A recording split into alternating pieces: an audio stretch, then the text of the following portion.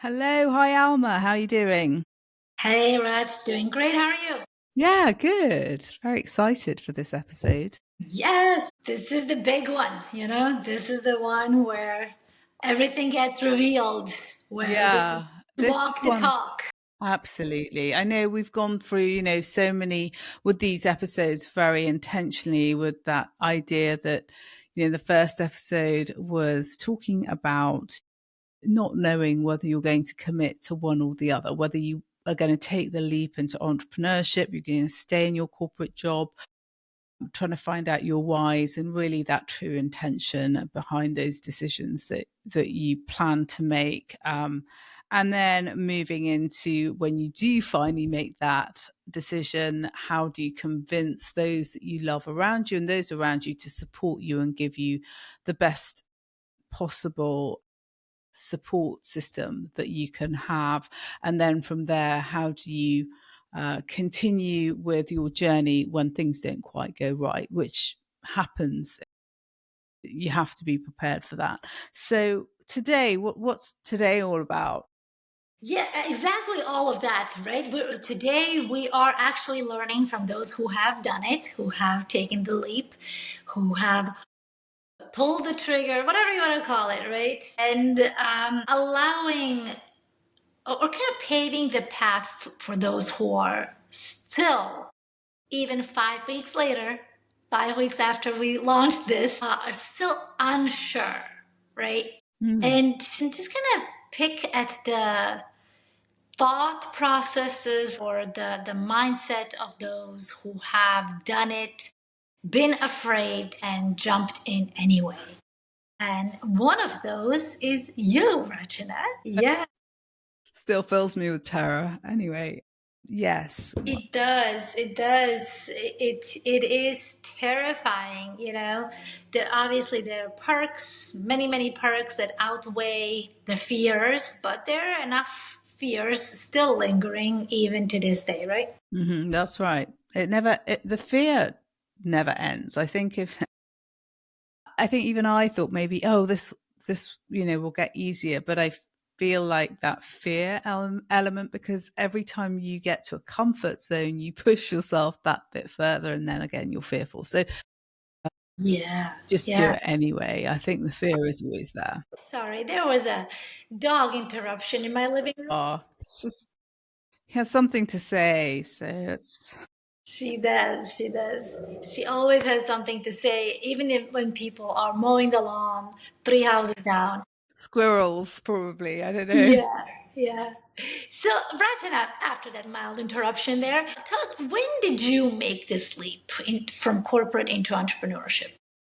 Okay, so I, while I was in corporate, I knew that I wanted something more. And I sat very much like many of you are probably feeling. It's like I couldn't visualize, I couldn't work out what it was. I knew I was good with people. I kept getting told you're really good with people and that's your superpower and you really gain rapport well. And I was someone that could influence and manage a room pretty well, but I didn't really know what that translated to. I knew it was a great asset to have. Mhm. I knew that it would be useful in many different genres, but it seemed so broad and so wide. I was like, okay, trying to figure out my niche. That took time. And then I stumbled while I was working. I've always been very into sport. I've really enjoyed sport for my whole life, and I played lacrosse. And one of the one of the big things for me was that the mindset. And I really went down the road of the NLP and I got myself certified as an NLP practitioner. And that was the start. And I remember thinking, I did this side by side while I was working in banking. And I remember thinking, I'm investing this for myself because I just want to know, because I'm passionate for understanding like the techniques and the tools that really aid performance. And what I learned was a lot of these things I already had. No one had taught me that, but I'd already been utilizing it to some degree. And some of the things I had not, and it was just really eye opening. And so that was my first step whilst I was in corporate. And I knew then that I would use it somewhere at some point in my own personal entrepreneurial journey. And so I started with that. Then I kind of left it a little while, Mm. and I then moved. I ended up leaving my corporate job due to moving countries. And I still had that NLP, and I didn't know the niche. So I embarked on a health coaching qualification that I thought I would be, I thought, oh, this is it, and I can utilize the NLP. And I loved it, don't get me wrong, but I wasn't passionate about it. And I knew that because at every point that I tried to set myself up, I would self sabotage. I'd be like, Mm. oh, I don't know. And I think there was just this nagging feeling that, oh, this isn't going to work. Whatever's going to happen, it's not going to work. So I sat on it. Honestly, I sat on it for a long, long time until I couldn't. So I didn't go directly from corporate into that leap. It took me a while, but certainly whilst I was in corporate, I was laying the foundations for it. I was enrolling in courses. I was getting myself qualified. I knew that the coaching consulting area was where I wanted to be. I just didn't know in what capacity and what niche, and that took a while. Yeah. Fascinating. See, like what I am getting from that is that you don't, it's something that we have been talking about this whole time. You don't have to go all in at once, right? Right. You That's right. can take your time. You can test the waters, and that it's, we sometimes we hear or see these people who may seem like overnight successes, but it actually, just like you, it takes a while. It It takes a while does to take a find, while. to niche down. Yeah, and I think that was the only way it would work for me. I wasn't about to just ditch everything to go into especially since I had no real clarity. And I knew that. I think there's a difference. If you have clarity in what you want to do, then go for it. Mhm. I can't say I had that. I had clarity in knowing I had the tools to deliver something great, but I didn't. I felt like I was a jack of all trades. I could probably talk about a few different things, and I was like, Mhm. but which one? And that's a really important point too, because I think when we're looking to do something, we end up going, well, I need to know about this. I need to know about this. And you end up doing courses and getting yourself up to speed with so many things that you fail to hit the mark because you're not speaking specifically to the needs of that client. You're too generic. Yeah. And So yeah. correct me if I'm wrong here, but I think because I got to witness a portion of Yeah. your journey, and do you see it this way? The older you get in life, meaning the more experiences Mm. you have, right? The Right. more hats you wear, you're a wife and a mother, and you have experience in training, education training, and all of it in law and finance and working with women and working in big corporations. And so it's like you could niche, you have so much experience in all these areas that you could Right. actually do any of it, right? And that kind of takes away from that clarity. It does. It's actually really awful. Like I shouldn't say that, but it is because you're like, well, and you've got something fairly compelling to say about it in those different areas. All of them. But it doesn't mean that you're an expert in all of those. It just means that you could probably get away with being able to, certainly at a certain level, talk about that stuff. Yeah. I felt like whilst it was great, it also didn't help me on that journey. And I know you were part of it. And, Alma, you can attest to the number of times I switched, I pivoted. Yeah. Yeah. It surprised me because the moment I thought, oh, I've got it. This is what I'm doing. Yeah. And that's okay, right? It has to be okay. We have to make that okay. So, and I know how passionate you are about women in leadership, and what Tell me, what did it for you? At what point did you know that this is what you wanted? Honestly, I feel like it was a bit trial and error, but I feel like it was a client. It was clients. It was clients' feedback.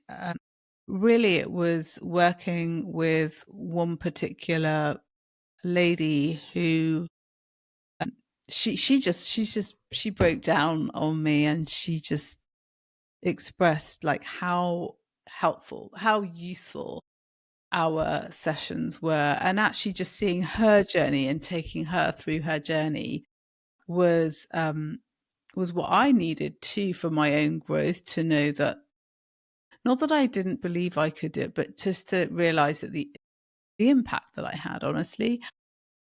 And this was a friend, and still a friend, sorry, but just it was very emotional, and I realized this wasn't just about success, it was about the fulfillment. And I really did feel so fulfilled seeing her get to the place where she was like, I've got this. I've got this. I couldn't have got here without your help. And I know it sounds a bit cheesy, but that's for me, was that one client. And I was like, okay, if I can do this for that one client, I can do this for many more people that need Mm-hmm. my help. And that's how it started. Yeah. Isn't that fascinating? It's always, what comes to my mind is that quote, people don't care how much you know until they know how much you care, right? And so you have all this experience in all different areas of business, and you could be an expert. You could train yourself to be an expert. You Mm, could know a lot about anything, right?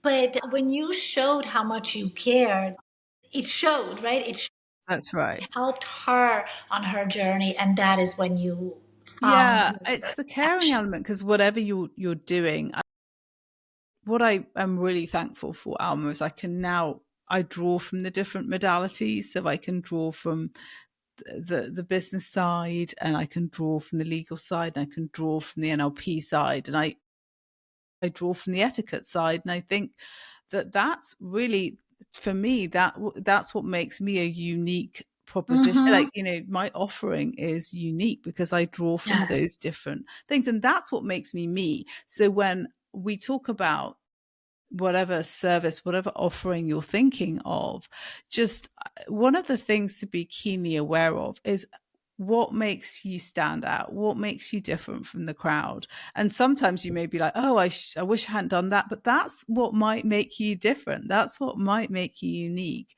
And so don't dismiss things. Yeah. Just even your personal upbringing, your experiences, they all come into play.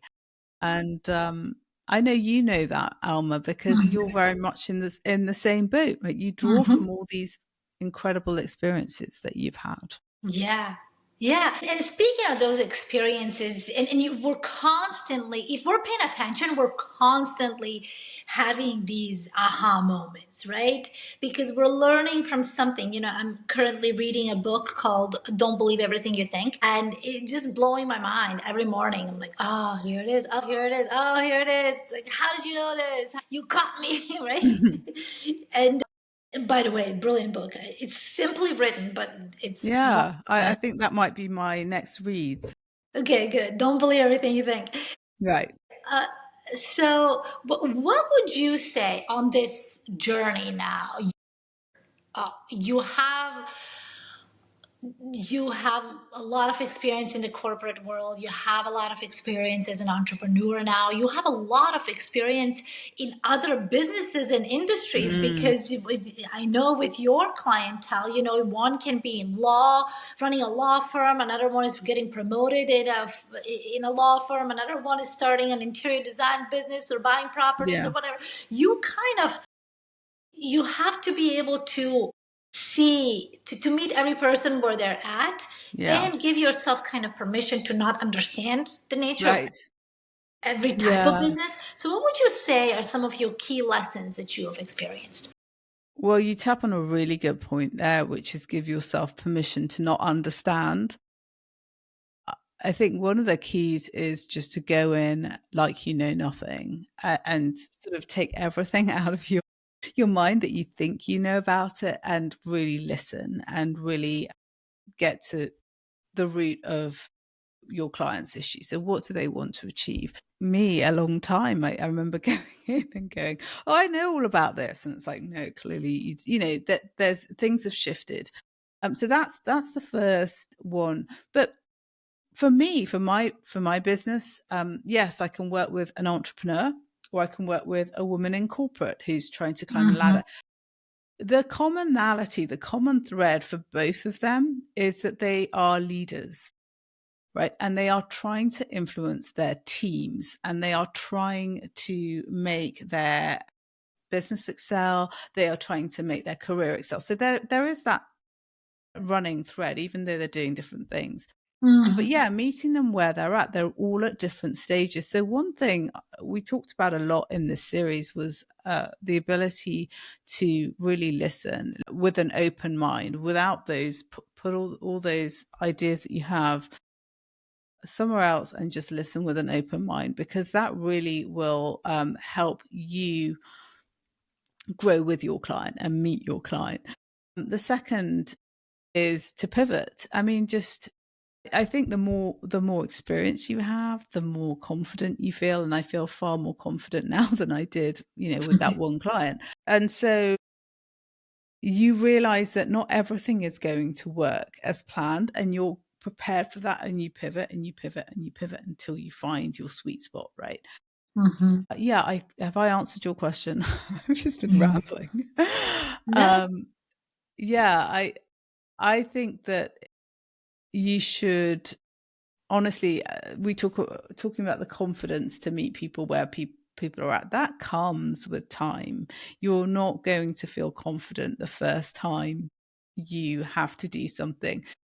You're not going to probably feel confident the second time, but you keep doing it until what you realize that those things that you prep for, you no longer have to really prep for, because that's second nature. It's just like Mhm. anything you do in life. It's like any sport, any music that you play. It's the same thing. It's that repetition that has been a big thing. But there's certainly been lessons along the way. I've certainly learnt to identify and step away from clients that are not the right fit. And that took, Mhm. you know there's an inner gut instinct that I'm not the right fit. I can't give you what you're looking for. And I'm much better at Mhm. just saying, I'm sorry, I think you need to look for someone else. I don't think I I'm the right person. love that. I think we could do a whole series on that, because you're not meant to be the ideal consultant or coach or doctor or any Right. whatever, jewelry designer, whatever you are, right? You're Yeah. not meant to be that for everyone. I think the big mistake, Alma, is when you're starting out, you want to help everyone. You're Yeah. like, I really want to help them. And so you do. And what that does is, when you realize that you're not the right fit, that erodes your confidence, that erodes your ability. Exactly. Yeah. It comes from a wonderful place in your heart, I think, because Mm. you do want to help everyone, especially if you have incredible skills like you have NLP. It's like I can help anyone Yeah. anytime with anything, right? So it does come from a beautiful, loving part of your heart. But it also comes from lack of confidence, I would Yeah. think, right? Yeah, lack of certainty in yourself, because it's kind of Well, like and I'll lack of take whatever I can get. experience. Right. It's lack of it, because you sort of think, well, don't I just need the experience? Don't Uh-huh. I just need to get as many clients through the door? And it's, yes. Yeah. I mean, that certainly helps. And certainly the ones that I felt like, oh, this is just an uphill struggle, they taught me a lot. They allowed me Hmm. to go, okay, I am not doing that again. And so there is this learning curve. It's prepared that there is a learning curve. Things don't happen as quickly as we first think, especially when we're starting out. I feel like you're like, oh, I've got clarity. I know what I'm doing. This is going to be great. I'm going to have X, Y, and Z in place. I'm going to have an amazing website. It's just going to look so professional. And you're not actually thinking about, like, actually all the really critical points. Yes, an amazing website's great, but actually getting your first client through the door is probably more important. And Yeah. So, what do you think, Rachana, you wish you knew? Or what do you think you wish you asked before you got that first client, if anything? I wish I'd given myself a bit more grace, because Mm. it happened for me, and I'm speaking solely on for me. And you have to see, look, I'm also someone that will, Alma, you know this. I'm not necessarily going out and trying to sell in your face. I'm quite low key. I didn't like the idea of salesy or pushy. I've Mhm. never really enjoyed that. I always think that people come to me. So understanding that it takes time, there's a lag time, but it will happen. It does happen. It's happening. It happened for me slower than I'd have liked, but it happened. Certain things happened faster than I had expected. And so, there are some wins and there are some things that you are patient with, but that is also life. And I think, I took a few detours. I don't think I would have changed anything. I know within myself, I couldn't have. I did the best I could at the time with what I knew. Yeah. And that was critical for me. It's like, all I can do is make the right decision for now. Do you feel the same? I know that you've gone through this, because I know we're talking about my journey, but you have had that flip from straight from corporate to entrepreneurship. There was no time lag, was there, for you? I mean, I remember making that switch. I remember standing in my bedroom crying to my husband. Ella was 4 or 5 at the time. And I was crying to him and telling him, I don't want to do this, because I was about to go to work and I knew I had a long day and I had like a board meeting at 7 o'clock that night. And I knew I Oh, wouldn't be God. home until 9 or 10. And I just was fed up with those kinds of days. And I have this beautiful child growing up in front of me and being raised by aftercare people. It really was, I knew that I didn't have to suffer. Mhm. That wasn't necessary. No career was worth that level of That's right. suffering. And so I knew that I had to make the flip, and I made it. I jumped all in. I didn't do it like you did. But I had jumped in multiple times before that, and Right. went back to get a job, and went back to get a job, and went back to get a job. So I did. I knew that that's what I wanted to do. But like you said, I don't think that you can really not that you cannot have that experience. I think you have to have the bad clients, or bad fit, poorly Mhm. fit clients. I think you have to have all the mishaps. I really believe that you have to go through all of that. Nobody can go through it for you.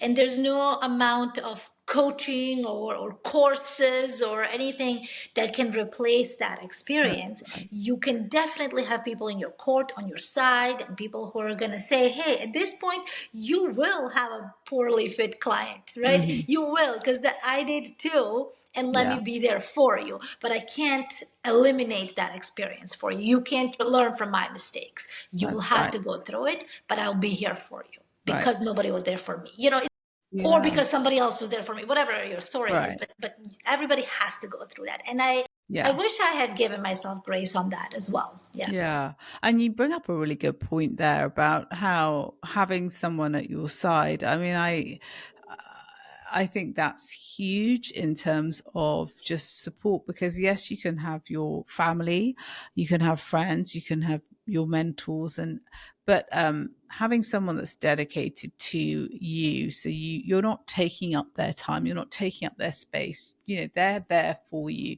whether it's a Hmm. coach or consultant, for you to say. And I know you've done this for me, Alma, and that was phenomenal for me, because it, at those moments, you want to be able to say, you want to be able to go to someone and go, listen, I know you're here for me. This has happened.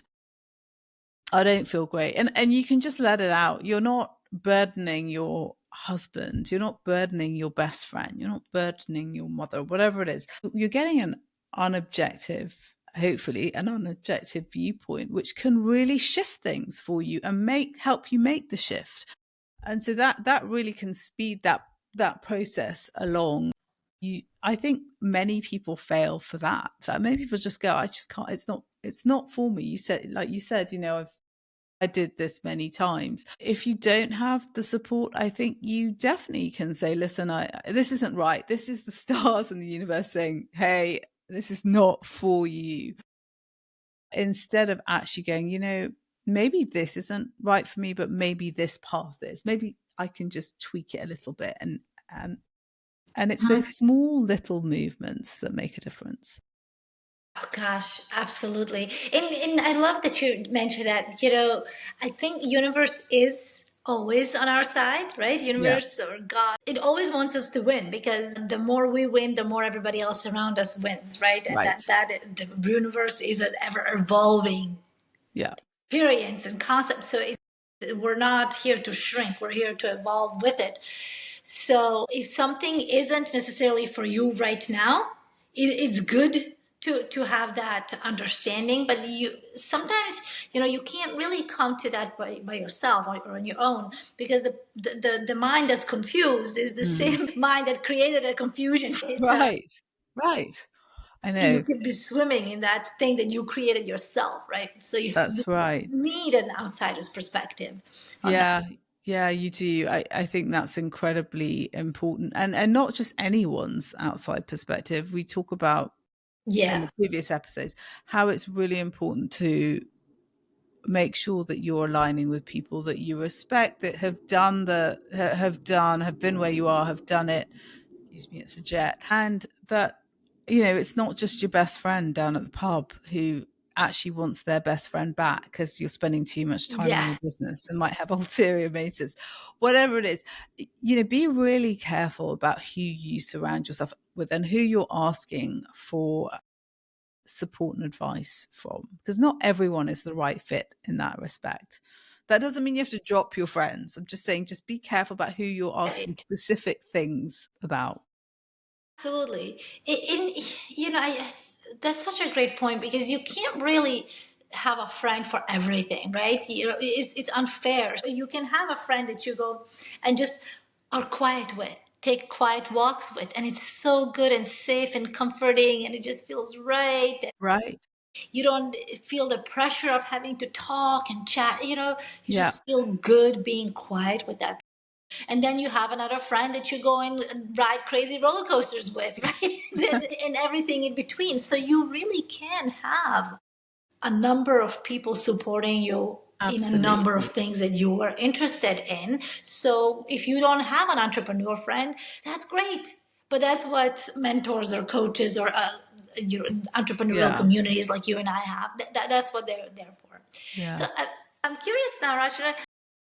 Again, we are doing this, just a quick reminder, we're not doing this because we read this in a book or we took somebody else's course and we're like, oh, let's go and teach our people this. We are genuinely doing this to speak to women who are like us. And Raj and I are very different. If If you you put haven't aside, noticed, yeah.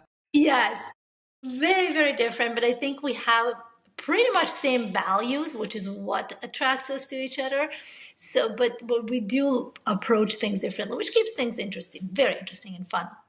But where was I going with? Oh, yes. When I think about all of your experiences here, and you've had many of them. So, what would you say are some of, or one that you're most proud of how you handled certain failures? Family members? Failures. Yeah, sorry. It's like, oh, That too, failures. yes. It's just like, I handle failures. Yeah, there was, okay, it was early on, and there was this what I thought was a great opportunity. Again, it was with a client that I thought you know, would be just on paper look like would Mm. be a great fit. And we did the call, we did the onboarding call, and that I